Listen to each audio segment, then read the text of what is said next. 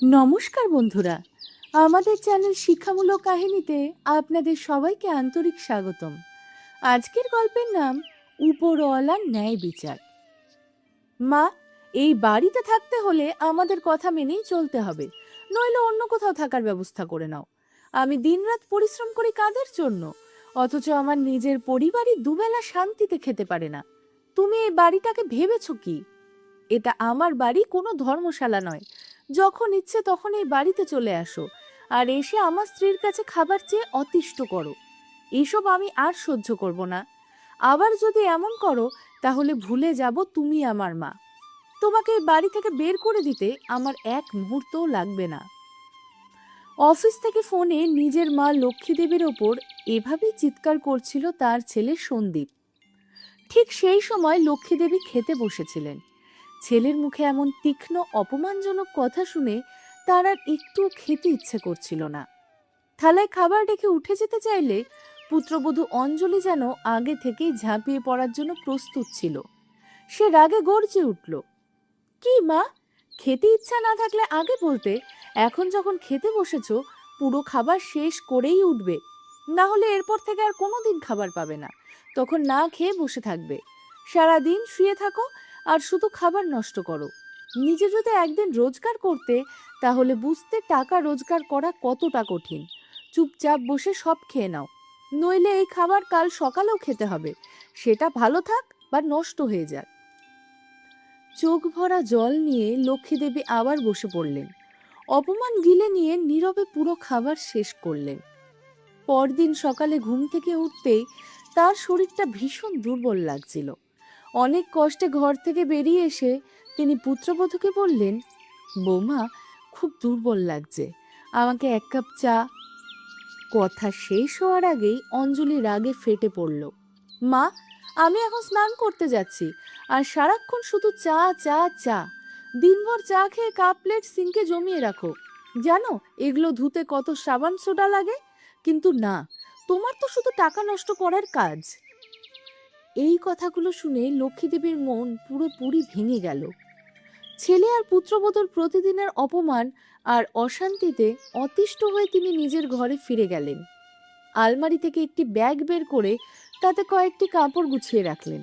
তারপর স্বামীর ছবিটা হাতে তুলে নিয়ে চোখের জল ফেলতে ফেলতে বললেন, কত আদর যত্ন করে আমরা আমাদের একমাত্র ছেলেকে বড় করেছিলাম। কথা শেষ করার আগে তার গলা ধরে এলো। কিছুক্ষণ কান্নাকাটি করার পর নিজেকেই শক্ত করলেন, না, এখন দুর্বল হলে চলবে না। চোখের জল মুছে স্বামীর ছবিটা ব্যাগে রেখে তিনি তার এক পুরনো বান্ধবী কমলা দেবীকে ফোন করলেন, যিনি একটি বৃদ্ধাশ্রমে থাকতেন। কাঁপা গলায় বললেন, আমি আর এই বাড়িতে থাকতে পারছি না, আমাকে বৃদ্ধাশ্রমে থাকতে হবে। এ কথা শুনে ফোনের ওপারে কমলা দেবী স্তব্ধ হয়ে গেলেন। কি বলবেন বুঝে উঠতে পারছিলেন না। লক্ষ্মী দেবী শুধু বললেন, রোজগার অপমান আর সহ্য করতে পারছি না, আর 1 ঘন্টার মধ্যেই তোর ওখানে পৌঁছে যাব আমি। বাড়ি থেকে বেরোনোর সময় তার হাতে ছিল একটি ছোট্ট ব্যাগ। তিনি একবার ছেলের ঘরের দিকে তাকালেন। সন্দীপ আর অঞ্জলি তখন আরামে বসে চা আর জল খাবারে মগ্ন, কিন্তু কেউ একবারও জিজ্ঞাসা করলো না, মা, কোথায় যাচ্ছ? কেউ তাকে আটকানোর চেষ্টাও করলো না। অপমান আর অবহেলায় ভরা সেই বাড়ি ছেড়ে লক্ষ্মীদেবী চিরদিনের মতো বৃদ্ধাশ্রমে চলে এলেন। কয়েকদিনের মধ্যেই আশ্রমে সবার সঙ্গে তার গভীর বন্ধুত্ব হয়ে গেল, কারণ তিনি ছিলেন অত্যন্ত মিশুকে স্বভাবের মানুষ। সবার সঙ্গে গল্প করতেন, সুখ দুঃখ ভাগ করে নিতেন, প্রতিদিন সকালে হাঁটতেন, ব্যায়াম করতেন। ধীরে ধীরে আশ্রমটাই যেন তার নতুন বাড়ি হয়ে উঠল। এখানে সবাই একসঙ্গে বসে খেত, হাসতো, কথা বলতো। অথচ নিজের বাড়িতে প্রতিদিনের অপমান তার হৃদয়কে ক্ষতবিক্ষত করে দিয়েছিল। রাতে স্বামীর ছবির সামনে বসে তিনি বলতেন, তুমি তো আমাকে অনেক আগেই একা করে চলে গেছো, কিন্তু যার জন্য আমরা জীবনভর এত কষ্ট করলাম সেই ছেলেটাও আজ আমার পাশে দাঁড়ালো না। একদিন সকালে লক্ষ্মীদেবী আশ্রমের বাগানে হাঁটছিলেন।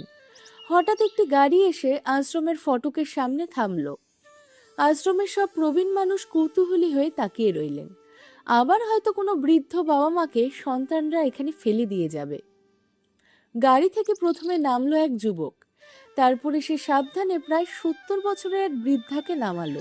মাথায় ঘোমটা থাকায় তার মুখ স্পষ্ট দেখা যাচ্ছিল না। এরপর গাড়ি থেকে নামলেন আরেকজন বছর 35-এর মহিলা। তার হাতে ছিল একটি ব্যাগ। তিনি ব্যাগটি বৃদ্ধার হাতে দিয়ে কিছুক্ষণ কি যেন বললেন। বৃদ্ধা নীরবে সব কথা শুনলেন। তারপর যুবক আর সেই মহিলা গাড়িতে উঠে চলে গেল। বৃদ্ধা কিছুক্ষণ আশ্রমের ফটকের সামনে নিশ্চুপ হয়ে দাঁড়িয়ে রইলেন। তারপর চোখে জল মুছে ধীর পায়ে ভেতরে ঢুকে পড়লেন। লক্ষ্মীদেবীর চোখে চোখ পড়তেই তিনি তাড়াতাড়ি আঁচল টেনে মুখ ঢেকে নিলেন এবং কোনো কথা না বলে ভেতরে চলে গেলেন। পাশে দাঁড়িয়ে থাকা এক বৃদ্ধা দীর্ঘশ্বাস ফেলে বললেন, আজ আবার এক মায়ের মমতা পদদলিত হলো। আবার এক মায়ের সমস্ত বিশ্বাস ভেঙে চুরমার হয়ে গেল। লক্ষ্মীদেবী বারবার সেই মহিলার দিকে তাকিয়ে রইলেন। তার মনে হচ্ছিল কোথায় যেন আগেই মুখ দেখেছেন, কিন্তু কিছুতেই মনে করতে পারছিলেন না। আর একটা বিষয় তার মনে বারবার প্রশ্ন তুলছিল, মহিলাটি সবসময় কেন নিজের মুখের বেশিরভাগ অংশ আঁচল দিয়ে ঢেকে রাখেন। কয়েকদিন পর এক সকালে সেই মহিলা আশ্রমের বাগানে গাছের পরিচর্যা করছিলেন। ঠিক তখনই লক্ষ্মীদেবী হাঁটতে হাঁটতে সেখানে পৌঁছালেন। হঠাৎ কাজ করতে করতে মহিলার মাথা থেকে আঁচল সরে গেল। মুখটা স্পষ্ট দেখা মাত্রই লক্ষ্মীদেবীর পায়ের তলা থেকে যেন মাটি সরে গেল। এক মুহূর্তে অসংখ্য প্রশ্ন তার মাথায় ঘুরপাক খেতে লাগলো। ঠিক তখনই তার এক বান্ধবী এসে বলল, খাবার সময় হয়ে গেছে, তুই এখানে একা দাঁড়িয়ে কি ভাবছিস? সবাই ডাইনিং হলে বসে আছে, তোকেই শুধু খুঁজছিলাম। লক্ষ্মীদেবী নিজেকে সামলে বললেন, না তেমন কিছু নয়, ওই একটু হাঁটছিলাম, চল আসছি। খাবার টেবিলে বসেও তার চোখ বারবার সেই মহিলাকে খুঁজছিল। তিনি জানতে চাইছিলেন, শান্তিদেবীর তো সুখী সংসার ছিল। তিনি সব সময় বলতেন ছেলে বৌমাকে নিয়ে খুব ভালো আছেন। তাহলে এমন কি ঘটলো যে আজ তাকেও বৃদ্ধাশ্রমে এসে থাকতে হলো? কিছুক্ষণ পরে তিনি আশ্রমের এক কর্মীকে জিজ্ঞাসা করলেন, 2 দিন আগে যে নতুন থাকতে এসেছেন, তিনি আজ খেতে এলেন না কেন? লোকটি দীর্ঘশ্বাস ফেলে বললেন, মানসিকভাবে খুব ভেঙে পড়েছেন, তাই আর খেতে চাননি। নিজের বাড়ির কথা মনে করে সকাল থেকে শুধু কাঁদছেন, তাই মনটা অন্যদিকে ফেরানোর জন্য তাকে বাগানের কাজ দেওয়া হয়েছে। এই কথা শুনে লক্ষ্মীদেবীর মন আরো ভারী হয়ে উঠল। লক্ষ্মীদেবী জানতে চাইছিলেন, শেষ পর্যন্ত শান্তিদেবীর জীবনে এমন কি ঘটেছিল। কিছুক্ষণ পর তিনি শান্তিদেবীর ঘরে গেলেন। সামনে লক্ষ্মীদেবীকে দেখে শান্তিদেবী যেন একটু অস্বস্তিতেই পড়ে গেলেন। লক্ষ্মীদেবী শান্ত গলায় বললেন, আমি জানি আপনি আমাকে চিনে ফেলেছেন, কিন্তু যদি কিছু মনে না করেন, জানতে পারি আপনার জীবনে এমন কি ঘটলো যে আজ আপনাকে এই অবস্থায় এখানে এসে থাকতে হচ্ছে? শান্তিদেবী কোনো উত্তর দিলেন না, শুধু তার 2 চোখ অশ্রুতে ভরে উঠল। এই দৃশ্য দেখে লক্ষ্মীদেবীর বুকটা আরো ভারী হয়ে গেল। তার ইচ্ছে করছিল চিৎকার করে পুরো পৃথিবীটাকে জিজ্ঞাসা করতে, কেন বার্ধক্যে পৌঁছানোর পর বাবা মাকে পুরনো আসবাবের মতো বাড়ি থেকে ফেলে দেওয়া হয়? কেন তাদের আত্মসম্মানের কোনো মূল্য থাকে না? এসব ভাবতে ভাবতে তিনি আশ্রমের বাগানে হাঁটছিলেন। হঠাৎ ফুলের বাগানের ধারে তার পা হড়কে গেল। তিনি পড়ে যেতে যেতে পাশের একটি গাছকে আঁকড়ে ধরে নিজেকে সামলে নিলেন। ঠিক তখনই আশ্রমের এক কর্মচারী ছুটে এসে বলল, মাসিমা, আপনি ঠিক আছেন তো? কোথাও লেগেছে? যদি চোট লাগে আমি এখনই ব্যান্ডেজ করে দিচ্ছি। লক্ষ্মীদেবী মৃদু হেসে বললেন, না বাবা, তেমন কিছু হয়নি, সামান্য লেগেছে, ঠিক হয়ে যাবে। কথা বলতে বলতে তিনি পাশের একটি বেঞ্চে গিয়ে বসলেন। হঠাৎ তার মনে পড়ে গেল কয়েক মাস আগের একটি ঘটনা। সেদিন বাথরুমে পিছলে পড়ে তার পায়ে গুরুতর চোট লেগেছিল, কিন্তু পুত্রবধূ অঞ্জলি সবকিছু দেখেও না দেখার ভান করে নিজের কাজে ব্যস্ত ছিল। আর ছেলে সন্দীপ বিরক্ত হয়ে বলেছিল, একটু সাবধানে চলাফেরা করতে পারো না? সব সময় এত তাড়াহুড়ো কেন? কোনো কাজ ঠিকমতো করতে পারো না, যখনই দেখি কোথাও না কোথাও চোট লাগিয়ে বসে থাকো, শুধু আমাদেরই ঝামেলা বাড়াও। যদি কোনো কাজ না করতে পারো তাহলে করো না, নিজের ঘরে বসে বিশ্রাম নাও। সারাদিন এদিক ওদিক ঘুরে বেড়ানোর কি দরকার? একবারও তার মনে হয়নি মায়ের কাছে গিয়ে জিজ্ঞাসা করে, মা, খুব কি ব্যথা করছে, বা একটু ওষুধ লাগিয়ে দেব? আরেকদিন লক্ষ্মীদেবীর চশমা ভেঙে গিয়েছিল। তিনি ছেলেকে বলেছিলেন, বাবা, আমার চশমাটা একটু ঠিক করিয়ে দিস, ঠিক মতো দেখতে পাচ্ছি না। কথা শেষ হওয়ার আগেই অঞ্জলি চিৎকার করে উঠেছিল, সারা দিন বসে বসে শুধু খরচ বাড়াও, কোনো কাজ তো করো না। এখানে আবার ছোট বাচ্চাদের মতো একটার পর একটা আবদার। এমন ঘটনা এক দুবার নয়, অসংখ্যবার ঘটেছে। অতীতের অপমানের স্মৃতিতে ডুবেছিলেন লক্ষ্মী দেবী। ঠিক তখনই তার প্রিয় বান্ধবী কমলা দেবীকে হাসি মুখে এগিয়ে আসতে দেখলেন। লক্ষ্মী দেবী অবাক হয়ে বললেন, কি ব্যাপার কমলা, আজ তো তোকে খুব খুশি লাগছে। কমলা দেবী উচ্ছ্বাসিত কণ্ঠে বললেন, আজ আমার ছেলের জন্মদিন, একটু আগে ফোন করেছিল, বলছে আজ আমাকে দেখতে আসবে, অনেক দিন পর ওর মুখটা দেখতে পাবো, তাই খুব আনন্দ হচ্ছে। বন্ধুর কথা শুনে লক্ষ্মী দেবীর মনটা কেমন যেন হয়ে গেল। তিনি বললেন, যে ছেলে তোকে বৃদ্ধাশ্রমে রেখে চলে গেছে, সারা বছর একদিন এসে দেখা করবে বলে তুই এত খুশি হচ্ছিস? কমলা দেবী হেসে উত্তর দিলেন, আমি শুধু এটুকুতেই খুশি যে আমার ছেলে অন্তত আমাকে দেখতে তো হাসছে, আমার কাছে এটাই অনেক বড় পাওনা। কমলা দেবীর কথা শুনেও লক্ষ্মী দেবীর রাগ কমল না। তিনি আর কোনো কথা না বলে নিজের ঘরে ফিরে গেলেন। একা বসে ভাবতে লাগলেন, এই কষ্ট শুধু আমার বা শান্তি দেবীর নয়, এই আশ্রমে থাকা প্রত্যেক বৃদ্ধ বৃদ্ধার বুকের ভেতরে লুকিয়ে আছে এক একটা না এক একটা না বলা গল্প। কেউ নিজের ইচ্ছায় বৃদ্ধাশ্রমে আসে না।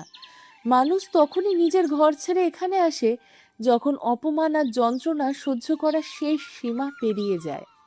তিনি আরও ভাবলেন, তবু এখানকার সবাই ধীরে ধীরে সেই তিক্ত স্মৃতিগুলো ভুলে নতুনভাবে বাঁচার চেষ্টা করছে।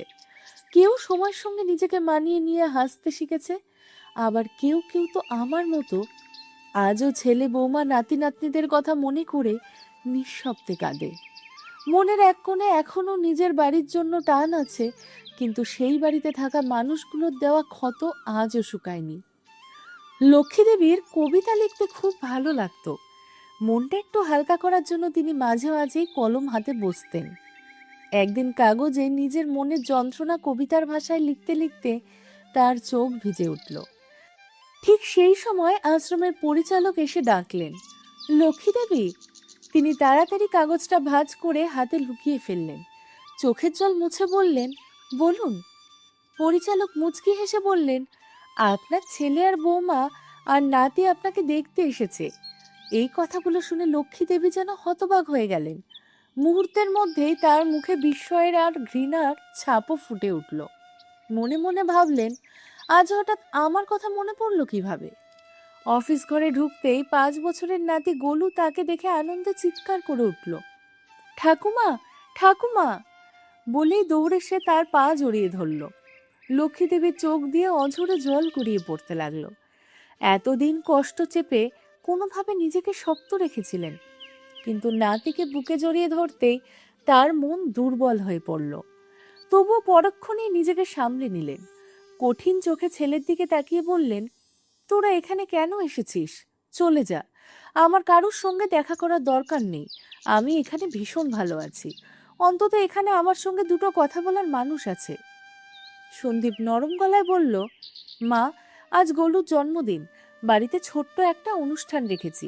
গোলু চাইছে তুমি ওর জন্মদিনে থাকো, তুমি গেলে ও খুব খুশি হবে। লক্ষ্মী দেবী শান্ত কিন্তু দৃঢ় কণ্ঠে বললেন, আমি সেই বাড়ি চিরদিনের জন্য ছেড়ে চলে এসেছি, আর কখনো সেখানে ফিরব না। সন্দীপ আবার বলল, মা, তোমার পুরনো বান্ধবীরাও আসছে, আত্মীয় স্বজন প্রতিবেশী সবাই থাকবে। সবাই যদি তোমার কথা জিজ্ঞাসা করে তো আমরা কি বলবো? লক্ষ্মী দেবী তীক্ষ্ণ দৃষ্টিতে তাকিয়ে বললেন, তাহলে বুঝেছি, তোরা আমাকে গোলুর জন্মদিনে নিয়ে যেতে আসিসনি, আত্মীয়দের প্রশ্ন আর লোক লজ্জা থেকে বাঁচতেই এসেছিস। সবাই যদি জিজ্ঞাসা করে তোদের মা কোথায়, তখন কি উত্তর দিবি? সেই ভয়েই আমাকে নিতে এসেছিস। যা, আমি কোথাও যাব না। তোরা কতটা স্বার্থপর হয়ে গেছিস, প্রয়োজন পড়লেই শুধু আমার কথা মনে পড়ে। আমি এত মাস ধরে এই আশ্রমে আছি, একবারও তো জানতে চাসনি আমি বেঁচে আছি না মরে গেছি। একটা ফোন করেও খোঁজ নেওয়ার দরকার মনে করিসনি। এমনকি এটাও জানতে চাসনি কি এমন ঘটেছিল যে নিজের বাড়ি ছেড়ে আমাকে বৃদ্ধাশ্রমে চলে আসতে হয়েছে। আজ নিজেদের দরকার পড়েছে বলেই হাত জোর করে আমাকে নিতে এসেছিস। না, এখন এই আশ্রমে আমার বাড়ি, আমি আর কোথাও যাব না। এ কথা বলে তিনি নিজের ঘরের দিকে হাঁটতে শুরু করলেন। সন্দীপ আর অঞ্জলি একে অপরের দিকে তাকালো। তারা বুঝে গেল এভাবে লক্ষ্মী দেবীকে রাজি করানো যাবে না। দুজনে আবার তার কাছে গিয়ে কাঁদো কাঁদো গলায় বলল, মা, আমাদের ক্ষমা করে দাও। আজ তোমার নাতির জন্মদিন, ওর আনন্দের দিনেও কি তুমি পাশে থাকবে না? সেই সময় ছোট্ট গোলু ঠাকুমার হাত ধরে বলল, চলো না ঠাম্মা, আমরা দুজনে অনেক মজা করব। নাতির সরল আবদার শুনে লক্ষ্মী দেবীর মন গলে গেল। ছেলে আর বৌমার উপর তার রাগ তখনও কমেনি, তাই তিনি বাড়ি ফিরতে চাইছিলেন না। কিন্তু গোলুর মুখের দিকে তাকিয়ে শেষ পর্যন্ত রাজি হলেন। তিনি বললেন, ঠিক আছে যাব, তবে আমার একটা শর্ত আছে। শুধু গোলুর জন্মদিনে অনুষ্ঠান শেষ হওয়া পর্যন্ত থাকবো, তারপর আমাকে আবার এই বৃদ্ধাশ্রমে ফিরিয়ে নিয়ে আসবি। সন্দীপ আর অঞ্জলি সঙ্গে সঙ্গে শর্ত মেনে নিল। এরপর খুব ধুমধাম করে গোলুর জন্মদিনের অনুষ্ঠান শুরু হলো। আত্মীয় স্বজন প্রতিবেশী সবাই এসে শুভেচ্ছা জানালেন।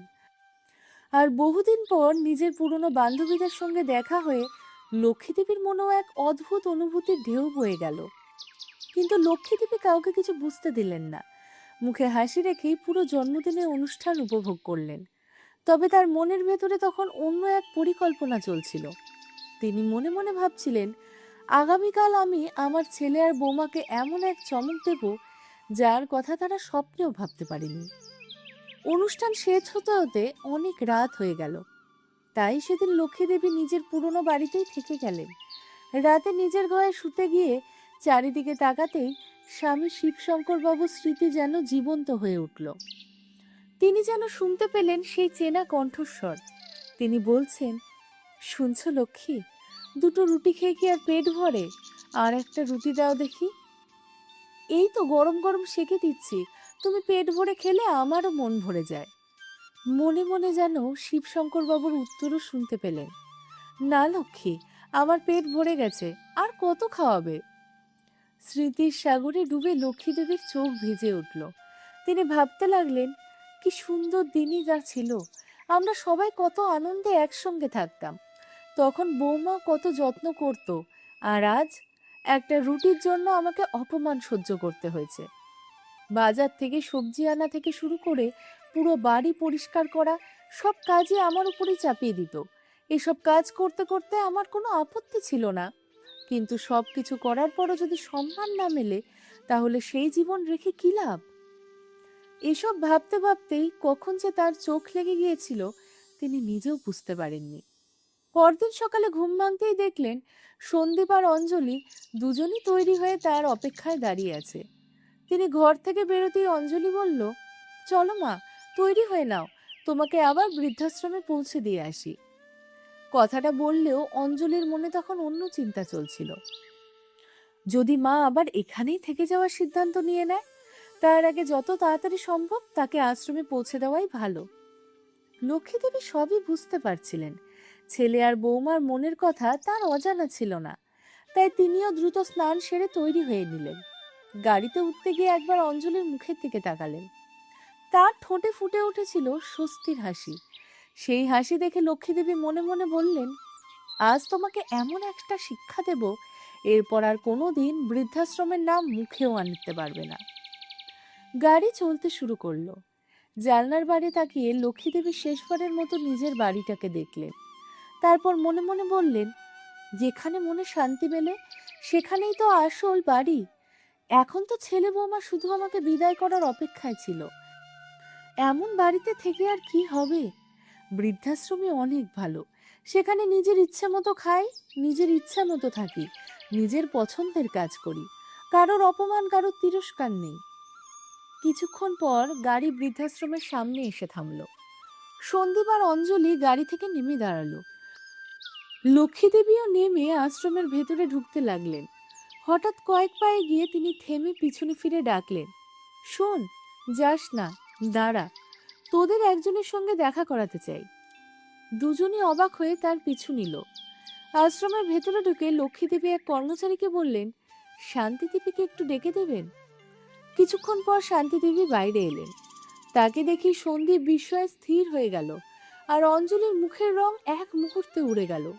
সে দৌড়ে গিয়ে নিজের মাকে জড়িয়ে ধরে হাও মাও করে কেঁদে উঠল। মা, তুমি এখানে? তুমি কবে এলে? আমাকে একবারও জানালে না কেন? কিন্তু শান্তি দেবী কোনো উত্তর দিলেন না। অঞ্জলি আবার বলল, আমি তো ভেবেছিলাম তুমি দাদা আর বৌদির সঙ্গে খুব ভালো আছো। কালই তো বৌদির সঙ্গে কথা হয়েছে, সেও বলেনি যে তুমি বৃদ্ধাশ্রমে আছো। আমি কতদিন ধরে তোমার সঙ্গে কথা বলতে চাইছিলাম, বৌদিকে বলছিলাম একবার মায়ের সঙ্গে কথা বলো। তখন বৌদি বলছিল তুমি নাকি তীর্থযাত্রায় গেছো। আমিও বিশ্বাস করে নিয়েছিলাম, জানতামই না সেই নিষ্ঠুর মানুষগুলো তোমাকে এখানে রেখে গেছে। মেয়ের কথা শুনে শান্তিদেবী আর নিজেকে সামলাতে পারলেন না। কাঁদতে কাঁদতে বললেন, না রে মা, ওরা মিথ্যে বলছে। 1 মাস আগেই আমাকে এখানে রেখে চলে গেছে। অঞ্জলি দেবী কাঁপা গলায় বললেন, মা, তুমি আমাকে একটা ফোন করতে পারতে না? আমি সঙ্গে সঙ্গে চলে আসতাম। কিভাবে ওরা তোমার সঙ্গে এমনটা করতে পারলো? শান্তিদেবী গভীর দীর্ঘশ্বাস ফেলে বললেন, আমি কিভাবে তোকে ফোন করতাম বল? যেদিন এখানে এসে তোর শাশুড়িকে দেখলাম, সেদিনই বুঝে গেছিলাম তোর আর তোর বৌদির মধ্যে কোনো পার্থক্য নেই। আমার ছেলে যেমন আমাকে বাড়ি থেকে বের করে দিয়েছে, তুইও তো তোর শাশুড়ির সঙ্গে একই ব্যবহার করেছিস। তাহলে তোকে আর কি বলতাম? এই বলে তিনি অঞ্জলিকে নিজের কাছ থেকে সরিয়ে দিলেন। তুই আমার মেয়ে হওয়ার যোগ্য নোস, আমার কাছ থেকে দূরে সর। আমার ছেলে আমাকে বাড়ি থেকে বের করেছে, আর আমার মেয়ে তার শাশুড়িকে। অর্থাৎ আমার 2 সন্তানই মানুষ হতে পারিনি। আজ তোদের মা বলতে আমার লজ্জা লাগে। মায়ের কঠিন কথাগুলো শুনে অঞ্জলির মাথা লজ্জায় নিচু হয়ে গেল। সে কাঁদতে কাঁদতে বলল, মা, আমাকে ক্ষমা করে দাও। আমি ভীষণ বড় ভুল করেছি। কখনো ভাবিনি আমি তোমার শাশুড়ির সঙ্গে যা করেছি, একদিন সেই একই ঘটনা আমার নিজের মায়ের জীবনেও ঘটতে পারে। শান্তিদেবী শান্ত গলায় বললেন, তোর ভুল ক্ষমার অযোগ্য। তবুও যদি ক্ষমা চাস, তাহলে আমার কাছে নয়, তোর শাশুড়ির কাছে ক্ষমা চা। অঞ্জলি সঙ্গে সঙ্গে লক্ষ্মীদেবীর সামনে গিয়ে তার পায়ে লুটিয়ে পড়ল। চোখের জল ফেলতে ফেলতে বলল, মা, আমাকে ক্ষমা করে দাও। আমি খুব অন্যায় করেছি। সন্দীপও মাথা নিচু করে বলল, মা, তোমরা দুজনেই আমাদের সঙ্গে বাড়ি চলো। আমাদের আর একবার সুযোগ দাও। এবার থেকে আমরা মন দিয়ে তোমাদের সেবা করব। কিন্তু লক্ষ্মীদেবী আর শান্তিদেবী একসঙ্গে মাথা নেড়ে বললেন, না, আমরা আর কোথাও কারোর বাড়িতে ফিরব না। এই বৃদ্ধাশ্রমে আমরা শান্তিতে আছি। ছেলে, মেয়ে, বৌমা সবাই অনেক অনুরোধ করলো, কিন্তু 2 মায়েরই উত্তর একই রইল। একবার বিশ্বাস ভেঙেছে, এই বয়সে আমাদের শরীর মন আর দ্বিতীয়বার সেই আঘাত সহ্য করার শক্তি রাখে না। এই কথা বলেই লক্ষ্মীদেবী আর শান্তিদেবী নিজেদের ঘরের দিকে চলে গেলেন। অঞ্জলি আর সন্দীপ ভারাক্রান্ত মন নিয়ে বাড়ি ফিরে এলো। বাড়ি ঢুকতেই তারা দেখলো লক্ষ্মীদেবীর ঘরের বিছানার উপর একটি ভাঁজ করা কাগজ পড়ে আছে। সম্ভবত তাড়াহুড়োয় তিনি সেটি ফেলে গিয়েছিলেন। অঞ্জলি কাগজটি খুলতেই বলল, সেখানে লক্ষ্মীদেবীর নিজের হাতে লেখা একটি কবিতা। সেই কবিতার প্রথম লাইন ছিল, কেউ কি কখনো দেখেছে মৃত্যুর আগেও একবার মৃত্যু আসে? হ্যাঁ, সেই মৃত্যুকে নিজের চোখে দেখেছি। যখন জীবনের শেষ অধ্যায় এসে যায়, শরীর আর সাড়া দেয় না, শুধু নিঃশ্বাসটা ওঠানামা করে, তখন মানুষ বেঁচে থেকেও প্রতিদিন একটু একটু করে মারা যায়। হ্যাঁ, আমি দেখেছি, মৃত্যুর আগেও একবার মৃত্যু আসে। মায়ের হাতে লেখা এই কয়েকটি লাইন পড়ে অঞ্জলির বুকটা যেন 1000টা তীক্ষ্ণ তীরে বিদ্ধ হয়ে গেল। অন্যদিকে নিজের মায়ের এমন অসহায় অবস্থা দেখার ধাক্কা সে তখনও পুরোপুরি বেরিয়ে আসতে পারেনি। কিন্তু তখন আর অনুতাপ করা ছাড়া তাদের সামনে আর কোনো পথ খোলা ছিল না। সত্যিই তো, সন্তানের অস্তিত্ব হয় বাবা মায়ের জন্য, আর অনেক সময় বাবা মায়ের বৃদ্ধাশ্রমে থাকার কারণ হয় সেই সন্তানরাই। সময় কেটে গেল, ছোট্ট গোলু একদিন বড় হয়ে উঠল, কিন্তু সে তার বাবা সন্দীপের সঙ্গেও ঠিক সেই ব্যবহারই করতে শুরু করলো, যেভাবে একসময় সন্দীপ নিজের মায়ের সঙ্গে করত। যখনই সন্দীপ বা অঞ্জলি তাকে বোঝানোর চেষ্টা করত, তোর জন্য আমরা কত কষ্ট করেছি, কত পরিশ্রম করেছি, অন্তত সেই ত্যাগের মূল্য দে, গোলু নির্বিকারভাবে উত্তর দিত, এটা তো প্রত্যেক বাবা মায়েরই দায়িত্ব, তোমরা আলাদা করে এমন কি করেছো? এই কথাগুলো শুনে সন্দীপের বুকটা কেঁপে উঠত, কারণ এ যেন তার অতীতেরই প্রতিধ্বনি। এরপর একদিন গোলুর বিদেশে চাকরি হলো। ছেলের ভবিষ্যৎ উজ্জ্বল হবে এই আশায় সন্দীপ নিজের শেষ সম্বল বাড়িটাও বিক্রি করে দিল। সে ভেবেছিল ছেলে যখন প্রতিষ্ঠিত হবে তখন নিশ্চয়ই আমাদের সুখে রাখবে, কিন্তু বাস্তবতা ছিল সম্পূর্ণ ভিন্ন। বিদেশে যাওয়ার পর গোলু আর কখনো বাবা মায়ের কাছে ফিরে এলো না। সেখানে একজন ভারতীয় তরুণীকে বিয়ে করে নিজের নতুন সংসার গড়ে তুলল। তবে একটা কাজ সে করেছিল, সে নিজের ঠাকুমা লক্ষ্মী দেবী আর দিদা শান্তি দেবীকে বিদেশ থেকে নিয়ে নিজের কাছে রাখলো। তাদের বাকি জীবন ভালোবাসা, সম্মান আর যত্নে ভরিয়ে দিল। এদিকে সন্দীপ আর অঞ্জলির জীবনও ধীরে ধীরে ভেঙে পড়ল। বাড়ি বিক্রি হয়ে যাওয়ার পর তারা ভাড়া বাড়িতে থাকছিল। একসময় আর ভাড়ার টাকাও দিতে পারল না। বাড়িওয়ালা তাদের বাড়ি থেকে বের করে দিলেন। সেই দিন রাস্তায় দাঁড়িয়ে থাকা সন্দীপের বারবার নিজের মায়ের কথা মনে পড়ছিল। ঘুরতে ঘুরতে তারা শেষ পর্যন্ত সেই বৃদ্ধাশ্রমে পৌঁছালো, যেখানে একসময় লক্ষ্মী দেবী আর শান্তি দেবী থাকতেন। সেখানে গিয়ে তারা জানতে চাইল লক্ষ্মী দেবী আর শান্তি দেবী কোথায় আছেন। আশ্রমের একজন কর্মী মুচকি হেসে বললেন, ওনাদের নাতি গোলু বিদেশে নিয়ে গেছে, এখন ওরা খুব ভালো আছেন। প্রতি রবিবার ভিডিও কলে আমাদের সঙ্গে কথা বলেন। এই কথা শুনে সন্দীপ আর অঞ্জলির চোখ দিয়ে নীরবে জল গড়িয়ে পড়ল। নিজেদের কর্মফলের ফল যেন আজ সম্পূর্ণভাবে তাদের কাঁধে এসে পড়েছে। রবিবার ছিল গোলুর ছুটির দিন। সেদিন লক্ষ্মী দেবী আর শান্তি দেবী ভিডিও কলে আশ্রমের সবার সঙ্গে কথা বলছিল। ঠিক সেই ভিডিও কলে সন্দীপ, অঞ্জলি, তাদের মেয়ে জামাইরাও যুক্ত হলো। হঠাৎ করেই একে অপরকে দেখে সবাই স্তব্ধ হয়ে গেল। গোলু নিজের মা বাবাকে দেখে বিস্মিত হয়ে পড়ল। অন্যদিকে ছেলে আর বৌমাকে দেখে সন্দীপ ও অঞ্জলির চোখ ভরে গেল অশ্রুতে। কিছুক্ষণ নীরব থাকার পর লক্ষ্মী দেবী শান্ত গলায় বললেন, বাবা, এটাই সময়ের চাকা, এটা ঘুরতেই থাকে। যেমন কর্ম করে মানুষ তেমনই ফল পায়। এতে অবাক হওয়ার কিছু নেই। তোরা ভালো থাকিস, নিজেদের জীবন নিজেদের মতো করে কাটা। আমরা আমাদের নাতি আর নাতবউয়ের সঙ্গে খুব সুখে আছি। এই কথাগুলো বলেই তিনি ফোন কেটে দিলেন। ফোনের ওপারে দাঁড়িয়ে সন্দীপ আর অঞ্জলির আর কিচ্ছু বলার ছিল না। তারা শুধু নীরবে একে অপরের চোখের জল মুছে দিল। তাদের অনুতাপ তখন আর কোনো কিছুই বদলে দিতে পারবে না। বন্ধুরা, এই গল্প থেকে আপনারা কি শিক্ষা পেলেন? আপনাদের মতামত অবশ্যই কমেন্ট করে জানাবেন। মুখটা এমন করে রেখেছো কেন? বলেছি না একটু হাসো। ক্যামেরার সামনে যেন বোঝা না যায় আমি তোমাকে না খাইয়ে রেখেছি। ম্যাগাজিনের কভার পেজে যে করে হোক আমার আদর্শ ছেলের ইমেজটা ফুটিয়ে তুলতে হবে। তাই বলছি, বড় করে হাসো। ইভেন্ট ম্যানেজার সমর প্রতাপের এই বিষাক্ত হিংস্র কণ্ঠস্বর চারিদিকে প্রতিধ্বনিত হচ্ছিল। সমরের পেশাই ছিল বড় বড় নেতা, অভিনেতা আর ধনকুবেরদের মিথ্যার মুখোশ তৈরি করা, তাদের কালো কীর্তির উপর সাদা চাদর চাপিয়ে দেওয়া, এক কথায় ইমেজ বিল্ডিং করা। কিন্তু আজ সে নিজের ভাবমূর্তি উজ্জ্বল করার খেলায় নেমেছে। শহরের সবচেয়ে জনপ্রিয় ম্যাগাজিনের ফটোগ্রাফাররা আজ তাদের বাড়িতে এসেছে।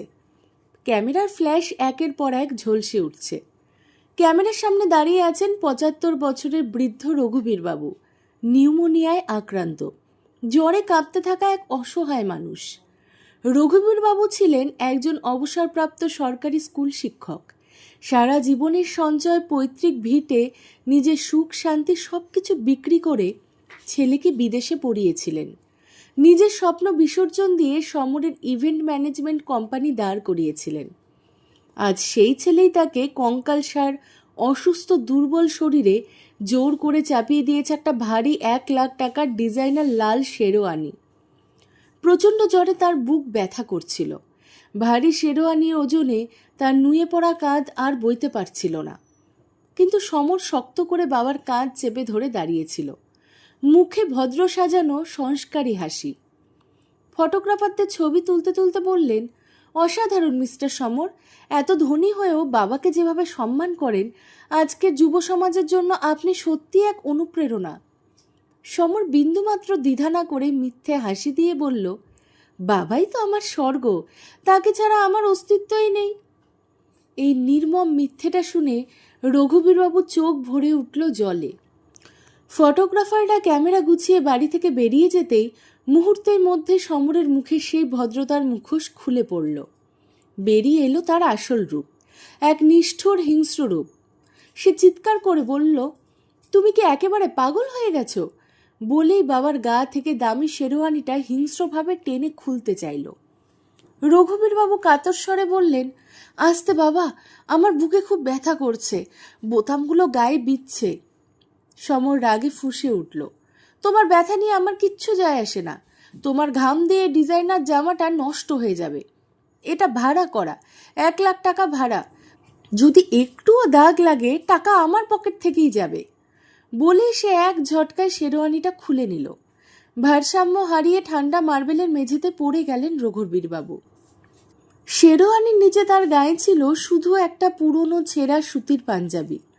ডিসেম্বরের হাড় কাঁপানো ঠান্ডায় বরফ শীতল মেঝেতে পড়ে তার শরীর শুকনো পাতার মতো কাঁপতে লাগলো। ঠিক তখনই সমরের স্ত্রী অঙ্কিতা দামি ডিজাইনার গাউন পরে হাতে ওয়াইনের গ্লাস নিয়ে ঘরে ঢুকল। বিদেশি জাতের পোষা কুকুর ব্রুনোকে আদর করতে করতে বিরক্তির সুরে বলল, সমর, নাটক শেষ হয়ে থাকলে এই বুড়োটাকে ওর ঘরে ফেলে এসো। ব্রুনো ওর মুখ দেখলেই স্ট্রেসে চলে যায়।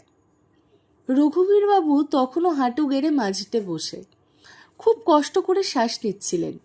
নিউমোনিয়ার কারণে প্রতিটি নিঃশ্বাস যেন মৃত্যু যন্ত্রণা হয়ে উঠছিল।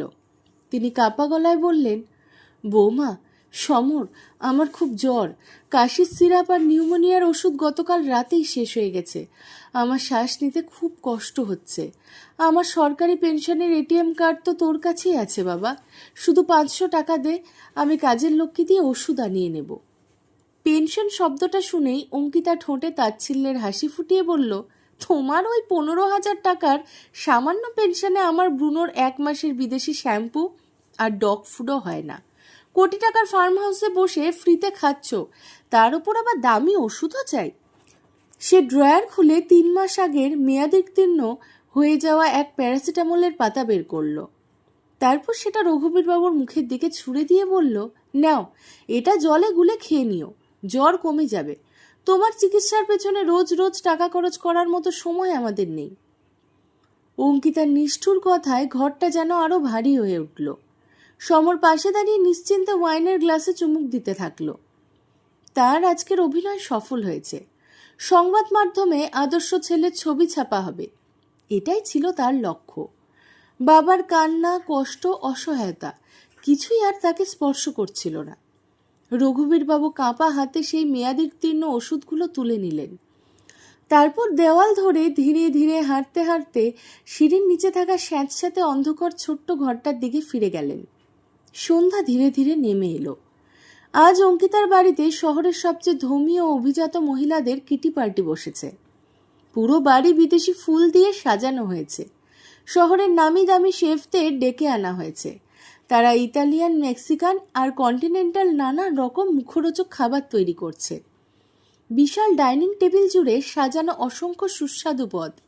সেই খাবারের মন মাতানো গন্ধ ছড়িয়ে পড়ছে গোটা ফার্ম হাউস জুড়ে।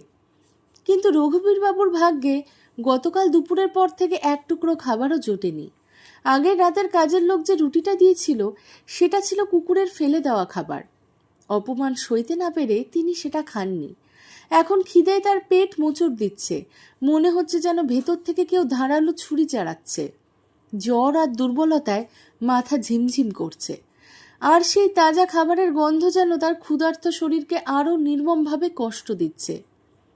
রাত তখন প্রায় 8টা। ড্রয়িং রুমের অতিথিদের হাসি ঠাট্টার মুখর পরিবেশ। অঙ্কিতা আর হীরের আংটিটা দেখিয়ে গর্ব করছে। ঠিক সেই সময় আর খিদে সহ্য করতে না পেরে রঘুবীরবাবু দেওয়াল ধরে ধীরে ধীরে রান্নাঘরের দিকে এগোলেন। ভেবেছিলেন হয়তো কোথাও এক টুকরো রুটি বা পাউরুটি পড়ে আছে, সেটাই চুপচাপ খেয়ে নেবেন। কিচেনের কাউন্টারে একটি প্লেটে কয়েকটি স্যান্ডউইচ পড়েছিল, অতিথিদের প্লেট থেকে বেঁচে যাওয়া। সেগুলো দেখে তার চোখে এক মুহূর্তে আশার আলো জ্বলে উঠল। কাঁপতে থাকা হাত দিয়ে তিনি সেই স্যান্ডউইচটা তুলে মুখের কাছে আনতেই ঘেউ ঘেউ। অঙ্কিতার বিদেশি জাতের কুকুর ব্রুনো জোরে জোরে ঘেউ ঘেউ করতে করতে রান্নাঘরে ঢুকে পড়ল। কুকুরের আওয়াজ শুনে অঙ্কিতা আর তার 4 জন ধনী বান্ধবীও ছুটে এলো। সামনে দৃশ্য দেখে অঙ্কিতার মুখ রাগ আর অপমানে লাল হয়ে উঠল। চোর! আমার বাড়িতে চুরি করছো! চিৎকার করে উঠল সে। ভয়ে রঘুবীরবাবুর হাত থেকে স্যান্ডউইচটা পড়ে গেল মেঝেতে। ঠোঁট কাঁপতে কাঁপতে তিনি বললেন, বৌমা, আমি চুরি করছি না, খুব খিদে লেগেছিল, 2 দিন ধরে কিচ্ছু খাইনি, শুধু এই বেঁচে যাওয়া স্যান্ডউইচটা যদি। অঙ্কিতার এক বান্ধবী নাক সিটকে বলল, অঙ্কিতা ডার্লিং, এই ভিখারির মতো দেখতে বুড়োটা লোকটা কে? তোমাদের নতুন কোনো কাজের লোক নাকি? নিজের শ্বশুরকে পরিচয় দিতে লজ্জা পেল অঙ্কিতা। নিজের সম্মান বাঁচাতে সে নিজের মানবিকতাকেই বিক্রি করে দিল। মিথ্যে হেসে বলল, না রিয়া, উনি আমাদের খুব দূর সম্পর্কের এক গরিব আত্মীয়, থাকার কোথাও জায়গা ছিল না, তাই দয়া করে সার্ভেন্ট কোয়ার্টারে থাকতে দিয়েছি। কিন্তু চুরির অভ্যাসটা এখনো যায়নি। এই স্যান্ডউইচগুলো আমি ব্রুনোর জন্য রেখেছিলাম, আর উনি সেটা নোংরা করে দিলেন। নিজের বাবার সমান শ্বশুরকে সবার সামনে দুঃসম্পর্কের গরিব আত্মীয় আর চোর বলে পরিচয় দিল অঙ্কিতা। এই অপমান রঘুবীরবাবুর মুখটাকে যেন চিরে ফেলল। চোখের জল ঝাপসা করে দিল তার দৃষ্টি। অঙ্কিতা এগিয়ে এসে তার ছেঁড়া পাঞ্জাবি চেপে ধরে ঝাঁকাতে লাগলো। তোমার এত সাহস কি করে হলো আমার রান্নাঘরে ঢোকার? তোমার নোংরা পা দিয়ে আমার দামি ইতালিয়ান মার্বেল নোংরা করে দিয়েছ, আর মেঝেতে পড়ে থাকা স্যান্ডউইচটা পরিষ্কার করবে কে? রঘুবীরবাবু কাঁপা গলায় বললেন, আমি আমি এখনই পরিষ্কার করে দিচ্ছি মা। রঘুবীরবাবু কাঁপা গলায় বললেন, আমি আমি এখনই পরিষ্কার করে দিচ্ছি মা। তিনি হাঁটু গেড়ে মেঝেতে বসতেই অঙ্কিতা বিরক্ত স্বরে বলল, মোছার কাপড় দিয়ে নয়, তোমার গায়ের ওই নোংরা দুর্গন্ধময় পাঞ্জাবি দিয়ে মেজে ঘষে পরিষ্কার করবে এখনই, যাতে সারা জীবন মনে থাকে এই বাড়িতে তোমার আসল জায়গা কোথায়। 75 বছরের এক অসুস্থ মানুষ, নিউমোনিয়ায় কাঁপতে থাকা এক বাবা, নিজের পুত্রবধূর ধনী বান্ধবীদের সামনে মাটিতে বসে নিজের ছেঁড়া পাঞ্জাবি দিয়ে মেঝেতে পড়ে থাকা স্যান্ডউইচ পরিষ্কার করলেন। চারপাশে দাঁড়িয়ে থাকা মহিলারা সেই দৃশ্য দেখে হাসছিলেন আর ওয়াইনের গ্লাসে চুমুক দিচ্ছিলেন। মেঝে পরিষ্কার হওয়ার পর অঙ্কিতা তাকে ধাক্কা মেরে রান্নাঘর থেকে বের করে দিল। চলে যাও তোমার সেই নোংরা ঘরে, আজ রাতে 1 ফোঁটা জলও পাবে না। অপমান আর কান্না বুকে নিয়ে রঘুবীরবাবু ফিরে গেলেন সিঁড়ির নিচে স্যাঁতস্যাঁতে অন্ধকার ঘরে। রাত তখন 11টা। সেই রাতে দিল্লির শীত ছিল ভয়ঙ্কর। তাপমাত্রা নেমে এসেছিল 3 ডিগ্রি সেলসিয়াসে। ফার্ম হাউসের জানলা দিয়ে বরফ শীতল বাতাস ঢুকছিল। রঘুবীরবাবুর ঘরে না ছিল হিটার, না ছিল কোনো বিছানা। বরফ ঠান্ডা মেঝেতেই তিনি শুয়েছিলেন। গায়ে দেওয়ার জন্য ছিল শুধু একটি পুরনো পাতলা কম্বল। সেটা বুকের সঙ্গে জড়িয়ে ঠান্ডা কাটানোর চেষ্টা করছিলেন। হঠাৎ ধরাম, ঘরের দরজা জোরে খুলে গেল। দেখলেন সামনে দাঁড়িয়ে সমর, মুখে প্রবল রাগ, চোখে নেশায় লাল। তার পিছনে অঙ্কিতা, কোলে ব্রুনো। সমর ঠান্ডা গলায় বলল, দেখতে পাচ্ছ না আমার ব্রুনোর খুব ঠান্ডা লাগছে? ও বিদেশি জাতের কুকুর, দিল্লির শীত ও সহ্য করতে পারে না। চুপচাপ তোমার কম্বলটা ওকে দিয়ে দাও। তুমি ওই কোণে পড়ে থাকা ছেঁড়া বস্তাটা গায়ে দিয়ে শুয়ে পড়ো। রঘুবীরবাবু কাঁদতে কাঁদতে বললেন, বাবা, আমার নিউমোনিয়া হয়েছে, বুকে খুব ব্যথা, এই কম্বলটা যদি নিয়ে যাস, আজ আমি রাতেই ঠান্ডায় মরে যাব, আমার উপর দয়া কর বাবা। তিনি হাত জোর করে বললেন। অঙ্কিতা বিরক্ত হয়ে বলল, সমর, এই বুড়োর সঙ্গে এত কথা বলছো কেন? আমার ব্রুনো কাঁপছে, যদি ওর কিছু হয় আমি এই বাড়িতে আগুন লাগিয়ে দেব। সমর আর এক মুহূর্ত দেরি করল না। হিংস্র পশুর মতো ঝাঁপিয়ে পড়ে বাবার কাঁধ থেকে সেই একমাত্র কম্বলটাও ছিনিয়ে নিল।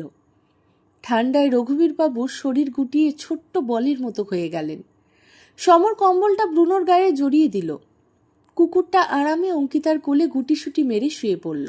সমর এবার ঘরের এক কোণে পড়ে থাকা দুর্গন্ধযুক্ত ছেঁড়া পাটের বস্তাটা তুলে নিল। কয়েকদিন আগেই সেখানে কুকুর প্রস্রাব করেছিল। সেটা ছুঁড়ে মারল বাবার মুখের দিকে। এই নাও, এটাই তোমার প্রাপ্য, এই বস্তা গায়ে দিয়ে রাত কাটাও। আর শোনো, কাল আমার বাড়িতে দেশের এক প্রভাবশালী মন্ত্রীর আসার কথা। তার কাছ থেকে 100 কোটিরও নির্বাচনী প্রচারের টেন্ডার পেতে চলেছি। তোমার এই কাস্তে থাকা অশুভ মুখটা যদি কাল অতিথিদের সামনে দেখা যায়, তাহলে শপথ করছি এই ফার্ম হাউসের পেছনে নালায় ফেলে দিয়ে আসব। সমর আর অঙ্কিতা ঘরের আলো নিভিয়ে বাইরে বেরিয়ে গেল। দরজার বাইরে থেকে তালা লাগিয়ে দিল। অন্ধকার স্যাঁতস্যাঁতে ঘরে আবার নেমে এলো ভয়ঙ্কর নীরবতা। রঘুবীরবাবু বরফ ঠান্ডা মেঝেতে শুয়ে রইলেন। গায়ে শুধু কুকুরের প্রস্রাব, ভেজা দুর্গন্ধযুক্ত ছেঁড়া বস্তা। বুকের ভেতরটায় নিউমোনিয়ার যন্ত্রণা যেন ধারালো করাতের মতো কেটে চলেছে। চোখের জল গাল বেয়ে নেমে ঠান্ডায় প্রায় বরফ হয়ে যাচ্ছে। কাপা গলায় তিনি বিড়বিড় করে বললেন, নিজের রক্ত ঘাম ঝরিয়ে ছেলেকে বিদেশে পড়িয়েছিলাম, আজ আমার মূল্য একটা কুকুরের চেয়েও কম হয়ে গেল। ওর আঙ্গুল ধরে হাঁটা শিখিয়েছিলাম, আজ সেই ছেলে আমাকেই মাটিতে হামাগুড়ি দিতে বাধ্য করল। হে ভগবান, আমাকে তুলে নাও, এই অপমান আর সহ্য হচ্ছে না। সেই অন্ধকার ঘরে তিনি নিঃশব্দে কাঁদতে লাগলেন, কিন্তু সেই বরফ শীতল রাতেই তার ভেতরে অসহায় পিতাস্নেহ চিরতরে মারা গেল। তার জায়গায় জন্ম নিল এক নীরব, কঠিন, অদম্য আত্মসম্মান। তিনি আর কাঁদলেন না। ধীরে ধীরে চোখ তুলে বন্ধ করে দরজার দিকে তাকালেন। আজ তিনি বুঝে গেছেন তার ছেলে আর মানুষ নেই, সে অর্থলোভে অন্ধ এক নিষ্ঠুর দানবে পরিণত হয়েছে। সেই মুহূর্তেই তিনি সিদ্ধান্ত নিলেন, এই নিষ্ঠুর অহংকারী ছেলেকে এমন শাস্তি দেবেন যা পৃথিবীর কোনো আদালত কোনো দিন দিতে পারেনি। এমন প্রতিশোধ নেবেন যাতে সমরের সাজানো সম্মান একদিন সবার সামনে শ্মশানের ছাই হয়ে উড়ে যায়। পরের দিন সমর আর অঙ্কিতা দেশের এক প্রভাবশালী মন্ত্রীর আপ্যায়নে ব্যস্ত হয়ে পড়ল। বাড়ির ভেতরে তখন 50-এরও বেশি কর্মচারী কাজ করছে, কিন্তু কেউ একবারও রঘুবীরের ঘরের দরজা খুলে দেখল না। সকাল থেকে তার মুখে এক ফোঁটা জলও পড়েনি, একদানা খাবারও জোটেনি। রঘুবীরবাবু বুঝে গিয়েছিলেন তার জীবনের প্রদীপ আর বেশি দিন জ্বলবে না। শরীর সম্পূর্ণ ভেঙে পড়েছে। দুপুরে যখন সবাই পার্টির আয়োজনে ব্যস্ত, তখন তিনি নিঃশব্দে ঘরের ভাঙা জানালা দিয়ে বাইরে নেমে এলেন। গায়ে সেই ছেঁড়া পাঞ্জাবি, দুর্বল শরীর কাঁপছে, তবুও ফার্ম হাউসের পেছনের দেওয়াল টপকে রাস্তায় এসে দাঁড়ালেন। পকেটে একটি টাকাও নেই। হাঁটতে হাঁটতে, বারবার হোঁচট খেতে খেতে, হাঁপাতে হাঁপাতে তিনি শহরের বড় সরকারি মেডিকেল কলেজ ও হাসপাতালে পৌঁছানোর চেষ্টা করলেন। 4 ঘন্টা সেই মৃত্যু যন্ত্রণার মতো দীর্ঘ পথ পেরিয়ে অবশেষে তিনি মেডিকেল কলেজের দিনের অফিসে পৌঁছালেন। ডিন ডাক্তার মাথুর ছিলেন রঘুবীরবাবুর বহু বছরের বন্ধু। বন্ধুর কঙ্কালসার চেহারা দেখে ডাক্তার মাথুর স্তম্ভিত হয়ে গেলেন। রঘুবীর, তোর এই অবস্থা কি করে? তোর ছেলে তো শহরের সবচেয়ে বড় ইভেন্ট ম্যানেজার, কোটি কোটি টাকার মালিক, তোর সঙ্গে এমন কে করলো? বন্ধুকে জড়িয়ে ধরে তার চোখ ভিজে উঠল। রঘুবীরবাবু ফিকে একটা হাসি হেসে বললেন, টাকার অভাব ওর নেই মাথুর, কিন্তু সেই টাকাই আমার ছেলের বিবেকটাকে মেরে ফেলেছে। আমি আজ তোর কাছে জীবন ভিক্ষা চাইতে আসিনি, আমি এসেছি নিজের মৃত্যুর সঙ্গে একটা চুক্তি করতে। তারপর তিনি এমন এক শর্ত রাখলেন এবং এমন একটি আইনি উইল তৈরি করলেন, যার কথা শুনে ডাক্তার মাথুরের শরীর শিউরে উঠল। তবু বন্ধুর শেষ ইচ্ছার সম্মান রেখে তিনি সমস্ত কাগজপত্র প্রস্তুত করে দিলেন। সেই দিনই ডাক্তার মাথুরের অফিসে রঘুবীরবাবু একটি ভিডিও রেকর্ড করলেন। ভিডিওতে তার চোখে কোনো জল ছিল না, ছিল শুধু এক গভীর নিঃশব্দ দৃঢ়তা, যা মৃত্যুর চেয়েও ভয়ঙ্কর। সব কাজ শেষ করে তিনি আবার সেই ভাঙা জানালা দিয়ে ফার্ম হাউসে ফিরে এলেন। নিজের স্যাঁতস্যাঁতে ঘরে ঢুকে সেই দুর্গন্ধময় বস্তাটা গায়ে জড়িয়ে ঠান্ডা মেঝেতে শুয়ে পড়লেন। 2 দিন পরে হাড় কাঁপানো শীত, নিউমোনিয়া আর অনাহারে কাছে হাড় মানল তার দুর্বল শরীর। বরফ ঠান্ডা মেঝেতেই তিনি শেষ নিঃশ্বাস ত্যাগ করলেন। তার চোখ দুটো খোলা রইল, কিন্তু সেখানে আর কোনো অপেক্ষা ছিল না, ছিল এক অদ্ভুত শান্তি। পরদিন সকালে কাজের লোক দরজা খুলে দেখল রঘুবীরবাবুর শরীর বরফের মতো শক্ত হয়ে গেছে। খবর পেয়ে সমর এলো, কিন্তু তার মুখে দুঃখের লেশমাত্রও ছিল না। বরং সে অঙ্কিতার দিকে তাকিয়ে শয়তানি হাসি হেসে বলল, অঙ্কিতা, এই মৃত্যুটা আমাদের জন্য লটারির টিকিট হয়ে যেতে পারে। অঙ্কিতা বিস্মিত হয়ে বলল, তুমি পাগল নাকি? বাড়িতে মৃতদেহ পড়ে আছে আর তুমি লটারির কথা ভাবছ? সমর ঠান্ডা গলায় বলল, তুমি বুঝতে পারছো না, কাল যে মন্ত্রী এসেছিলেন তিনি সমাজে সম্মানিত আদর্শবান একজন মানুষকে তার দলের মুখ করতে চান। যদি আমি বাবার শেষ যাত্রাকে একটা বিশাল ইভেন্টে পরিণত করি, যদি এমন রাজকীয় অন্ত্যেষ্টি করি যা দেশের সব মিডিয়ায় দেখানো হবে, তাহলে সবাই আমাকে আদর্শ ছেলে ভাববে, কোটি কোটি টাকার নতুন কন্ট্রাক্ট চলে আসবে। এটাই ছিল আধুনিক সমাজের নির্মম বাস্তবতা, যেখানে জীবিত বাবাকে এক গ্লাস জল দেওয়ার সময় নেই, কিন্তু মৃত বাবার দেহকে ব্যবহার করে নিজের সম্মান আর প্রভাব বাড়াতে কোটি কোটি টাকা খরচ করতেই দ্বিধা হয় না। সমর সঙ্গে সঙ্গে নিজের পিআর টিমকে কাজে লাগিয়ে দিল। শহরের সবচেয়ে বড় শ্মশান বুক করা হলো। বিদেশি ফুলে ভর্তি ট্রাক এসে পৌঁছালো। শহরের প্রতিটি বড় মোড়ে বিশাল বিশাল হোর্ডিং লাগানো হলো। সেখানে লেখা, আমার পরম শ্রদ্ধেয় পিতার মহাপ্রয়াণ, তার শেষ যাত্রায় উপস্থিত থেকে শ্রদ্ধা নিবেদন করুন। শোকাহত পুত্র সমর প্রতাপ। সমর বাবার মৃতদেহ স্নান করিয়ে দামি রেশমি পোশাক পরিয়ে দিল। 5 লক্ষ টাকার খাঁটি চন্দন কাঠে তৈরি এক বিশাল বহুল কফিনে তাকে শুইয়ে রাখা হলো। কফিনের হাতল ছিল খাঁটি সোনার। অঙ্কিতা পরে নীল সাদা ডিজাইনার শাড়ি, সমর পরে নিল সাদা সিল্কের পাঞ্জাবি। তারপর দুজনে মুখে গ্লিসারিন লাগিয়ে নকল কান্নার মহড়া দিতে শুরু করলো। অল্প সময়ের মধ্যেই সারা শহরে সেই রাজকীয় শেষযাত্রার খবর ছড়িয়ে পড়ল। মিডিয়ার অভিভ্যান, প্রভাবশালী নেতা, অভিনেতা, শিল্পপতি সবাই শ্মশানে এসে জড়ো হলেন। কিন্তু সমর জানত না যে বাবার মৃতদেহকে সিঁড়ি বানিয়ে সে কোটি টাকার স্বপ্ন দেখেছে, সেই বাবা মৃত্যুর আগেই তার জন্য এমন এক ভয়ঙ্কর ফাঁদ পেতে রেখে গেছেন, যেখান থেকে বেরিয়ে আসার কোনো পথ নেই। শ্মশানঘাট যেন এক ভিআইপি অনুষ্ঠানে পরিণত হয়েছে। হাজার হাজার মানুষের ভিড়, চারিদিকে সাদা বিদেশি ফুলের সাজ। মিডিয়ায় ক্যামেরা সরাসরি সম্প্রচার করছে। টিভির ব্রেকিং নিউজে ভেসে উঠছে এক আদর্শ পুত্রের শেষ শ্রদ্ধা। ঠিক তখনই সেই প্রভাবশালী মন্ত্রী নিরাপত্তারক্ষীদের নিয়ে এসে পৌঁছালেন। সমরের কাঁধে হাত রেখে বললেন, সমর, আজকের দিনে তোমার মতো ছেলে পাওয়া সত্যিই বিরল। বাবার শেষকৃত্যে 1 কোটি টাকা খরচ করেছ। তোমার এই মানবিকতা আর সংস্কার আমাকে মুগ্ধ করেছে। আগামীকাল আমি তোমাকে আমার নির্বাচনী প্রচারের 100 কোটির টেন্ডার সই করে দেব। ক্যামেরার সামনে গর্ব ভরে কথাগুলো বললেন তিনি। সমরের বুক গর্বে ভরে উঠল। মনে মনে নিজের সে চালাকির প্রশংসা করছিল। রুমাল দিয়ে নকল চোখের জল মুছে হাত জোর করে বললেন, আমার বাবাই আমার ভগবান স্যার, ওর জন্য আমি প্রাণও দিতে পারি। মন্ত্রোচ্চারণ শুরু হলো। 25 লক্ষ টাকার সে সুদৃশ্য চন্দন কাঠের কফিনে চিতার পাশে এনে রাখা হলো। উপরটা ফুলে ঢাকা। কফিনটি সম্পূর্ণ সিল করা ছিল। পুরোহিত মাইকে ঘোষণা করলেন, সমরবাবু, এখন আপনি এগিয়ে এসে আপনার শ্রদ্ধেয় পিতার শেষ দর্শনের জন্য কফিনের ঢাকনা খুলুন। উপস্থিত অতিথি এবং মাননীয় মন্ত্রীমশাই তাকে শ্রেষ্ঠ শ্রদ্ধা জানাবেন। সমর অভিনয় করে কাঁদতে কাঁদতে কফিনের দিকে এগিয়ে গেল। সব ক্যামেরা কফিনের দিকে জুম করল। সে কাপা হাতে অভিনয় করে সোনার হাতল ধীরে ধীরে ঢাকনা খুলল। আর ঢাকনা খুলতেই তার পায়ের তলা থেকে যেন মাটি সরে গেল। মুহূর্তের মধ্যেই শরীরের রক্ত হিম হয়ে গেল। চোখ দুটো বিস্ফারিত, মুখে অবিশ্বাস আর আতঙ্কের ছাপ, গলায় যেন শ্বাস আটকে গেল। মন্ত্রী, সাংবাদিক, অতিথি সবাই হতবাক। অনেক মহিলার মুখ থেকে আতঙ্কের চিৎকার বেরিয়ে এলো। কারণ সেই 25 লক্ষ টাকার বিলাসবহুল কফিনে রঘুবীরবাবুর মৃতদেহ ছিল না। তার বদলে ভরা ছিল বড় বড় পাথর, আর সেই পাথরের ওপর রাখা ছিল সেই এক দুর্গন্ধময় কুকুরের প্রস্রাবে ভেজা ছেঁড়া পাটের বস্তা, যেটা সমর এক শীতের রাতে নিজের বাবাকে গায়ে দিতে বাধ্য করেছিল। মন্ত্রী ক্ষোভে চিৎকার করে উঠলেন, এ কি, মৃতদেহ কোথায় সমর? এই পাথর আর এই নোংরা বস্তা এখানে কেন? সমর প্রায় উন্মাদের মতো কফিনের ভেতরে হাতড়াতে লাগলো। বাবা, বাবা কোথায়? এটা কে করেছে?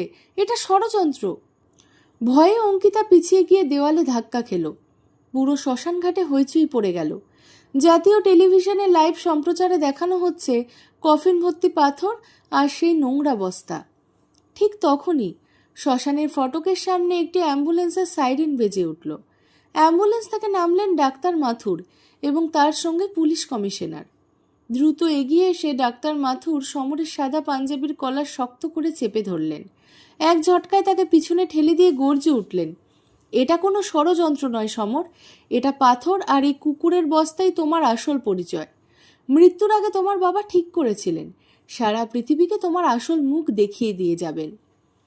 ডাক্তার মাথুরের বজ্রকণ্ঠে মুহূর্তে স্তব্ধ হয়ে গেল গোটা শ্মশানঘাট। তারপর তিনি শ্মশানে লাগানো বিশাল ডিজিটাল স্ক্রিনের অপারেটরকে ইশারা করলেন, যে স্ক্রিনে এতক্ষণ শ্রদ্ধাঞ্জলির বার্তা ভেসে উঠছিল।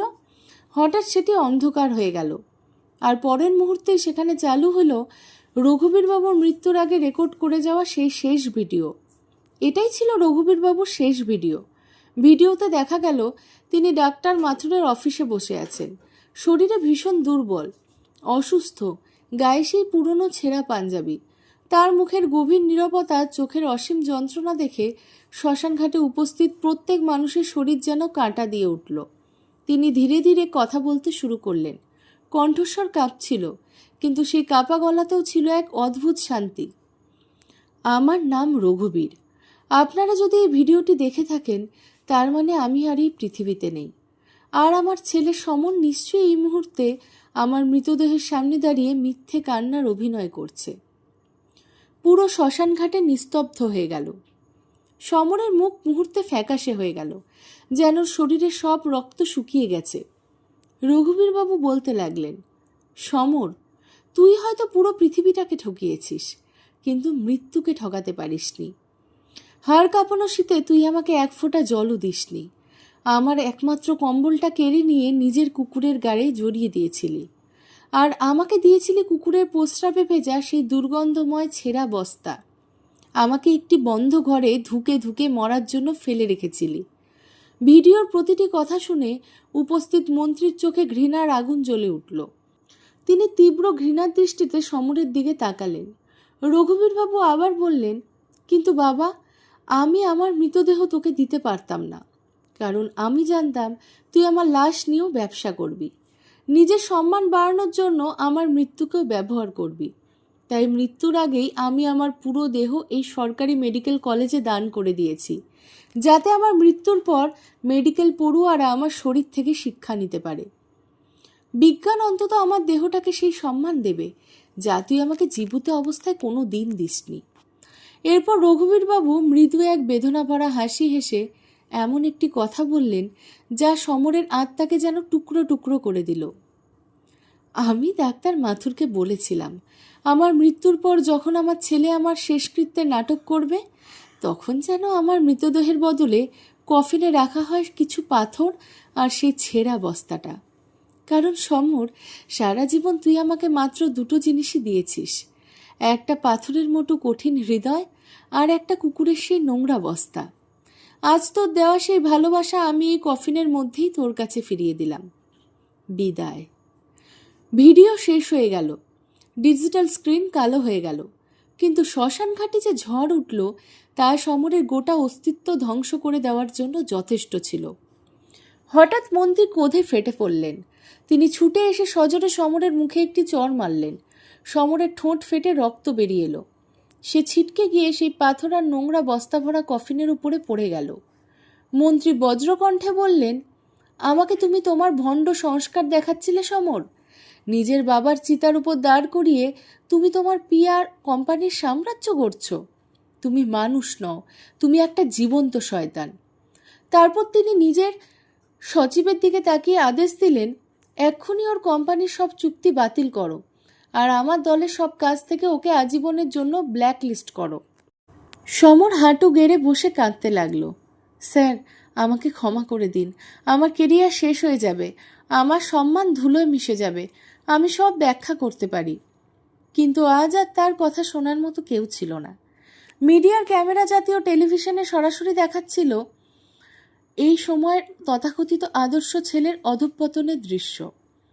যারা গতকাল পর্যন্ত সমরকে যুব সমাজের আদর্শ মনে করত, আজ তারাই সোশ্যাল মিডিয়ায় তাকে ধিক্কার জানাচ্ছে। ঠিক তখনই পুলিশ কমিশনার এগিয়ে এলেন। তিনি বললেন, সমর প্রতাপ, প্রবীণ নাগরিক সুরক্ষা আইন লঙ্ঘন, মানসিক ও শারীরিক নির্যাতন এবং তোমার বাবার মৃত্যুর সঙ্গে জড়িত অপরাধের অভিযোগে তোমাকে এবং তোমার স্ত্রী অঙ্কিতাকে এই মুহূর্তে গ্রেফতার করা হচ্ছে। পুলিশ কোনো দয়া না দেখিয়ে সমর ও অঙ্কিতার হাতে ভারী হাতকড়া পরিয়ে দিল। অঙ্কিতা পাগলের মতো চিৎকার করতে লাগলো, আমাকে ছেড়ে দিন, আমার ডিজাইনার কাপড় নষ্ট হয়ে যাবে, আমি কিচ্ছু করিনি, সব সমরের কাজ। নিজের স্বামীকে বাঁচানোর বদলে সে সমস্ত দোষ তার কাঁধে চাপিয়ে দিল। শেষবারের মতো সমর সেই মতো চন্দন কাঠের কফিনটার দিকে তাকালো, যার ভেতরে পড়ে আছে শুধু পাথর আর সেই ছেঁড়া বস্তা। তার মনে হলো যেন তার বাবা কোথাও দাঁড়িয়ে পতনের দৃশ্য দেখে নীরবে হাসছেন। যে ফাঁদ সে পৃথিবীকে ঠকানোর জন্য পেতেছিল, মৃত্যুর আগে সেই একই ফাঁদে তাকে বন্দি করে রেখে গেছেন তার বাবা। এবার সারা জীবন তাকে সেই শাস্তি বয়ে বেড়াতে হবে। পুলিশ সমর আর অঙ্কিতাকে ধাক্কা দিতে দিতে শত শত ক্যামেরা আর ক্ষুব্ধ মানুষের ভিড়ের মধ্যে দিয়ে টেনে নিয়ে গিয়ে পুলিশ ভ্যানে তুলে দিল। পরে তিনি সমরের পিআর কোম্পানির সমস্ত ক্লায়েন্ট তার রিটেক পরে তিনি সমরের পিআর কোম্পানির সমস্ত ক্লায়েন্ট তার সঙ্গে সম্পর্ক ছিন্ন করল। কোম্পানি সম্পূর্ণ দেউলিয়া হয়ে গেল। তার সমস্ত ব্যাংক অ্যাকাউন্ট ফ্রিজ করে দেওয়া হলো। 70 কোটি টাকার ফার্ম হাউস নিলামে বিক্রি হয়ে গেল।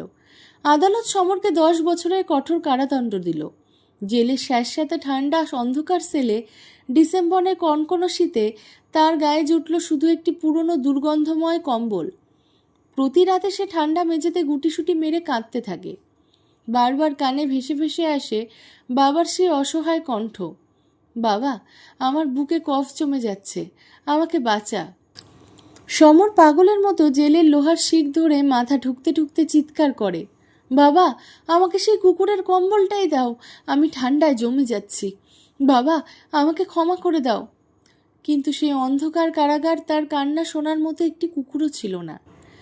এই গল্পটি আজকের চাকচিক্য আর ভণ্ডামিতে ভরা সমাজের মুখে এক কঠিন চপেটাঘাত। মানুষ হয়তো দামি পোশাক পরে, মিথ্যে কান্না দেখিয়ে, পিয়ার নাটক সাজিয়ে পুরো পৃথিবীকে কিছু সময়ের জন্য বিভ্রান্ত করতে পারে, কিন্তু যেই বাবা নিজের আঙ্গুল ধরে সন্তানকে হাঁটতে শিখিয়েছেন, সেই বাবার আত্মসম্মান যখন মৃত্যুকেও নিজের অস্ত্র বানিয়ে ফেলে, তখন তার প্রতিশোধ এতটাই নীরব, এতটাই ভয়ঙ্কর হয় যে নিজের মৃতদেহকেও তিনি সন্তানের ভণ্ডামির মুখোশ খুলে দেওয়ার অস্ত্রে পরিণত করেন। কর্মফল একদিন ঘুরে ফিরে আসেই, আর যখন সেই চক্র ঘুরতে শুরু করে, তখন বড় বড় ধনকুবেরের অহংকারও শেষ পর্যন্ত সেই শ্মশানেই ছায়ে মিশে যায়, যেখান থেকে তারা নিজেদের সম্মানের মুকুট গড়তে শিখেছিল। বন্ধুরা, গল্পটি কেমন লাগলো সেটা কমেন্টে জানাতে ভুলবেন না। আর আপনি কোথা থেকে এই ভিডিওটি দেখছেন সেটাও লিখুন। সবাই ভালো থাকবেন। ধন্যবাদ।